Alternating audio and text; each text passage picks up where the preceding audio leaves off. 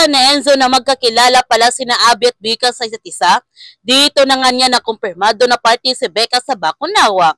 At patuloy pa rin si Enzo na sinusundan ng sasakyan ni Becca at hindi niya pinapansin ang lahat ng messages ni Arisa. Ang ginagamit ni Paing laban kay Leia ang kanyang pag-abandona sa kanyang anak.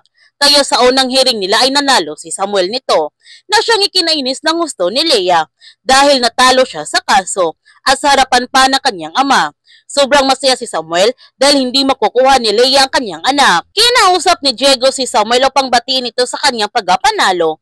At dito na nga sinabi ni Diego kay Samuel na siyang dahilan sa kanyang pagkapanalo sa korte upang hindi siya madistracted sa misyon na kanyang ipapagawa kay Samuel na hantingin ito ang magkapatid na Rivera. Samantala, naiinis naman si Abel nung kinuha ni Pastor ang lahat ng kanyang pera na inilibing nito.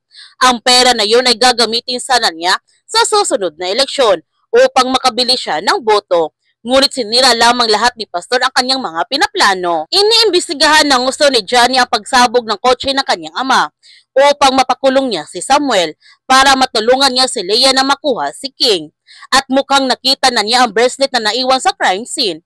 Aalamin niya kung sino ang pagmamayari nito. Mukhang madidihado nito si Agnes dahil sa pag-iwan sa kanyang bracelet. Habang si Samuel, hindi niya kayang gawin ang ipapagawa sa kanya ni Diego na patayin sina Roldan at Jacob dahil hindi siya isang kriminal. Ngunit magpapanggap siya nito na ginagawa niya ang misyon upang hindi mawala ang tiwala sa kanya ni Tanda. Kaya huwag natin palalapasin ang nalalapit na pagtatapos ng Sins of the Father.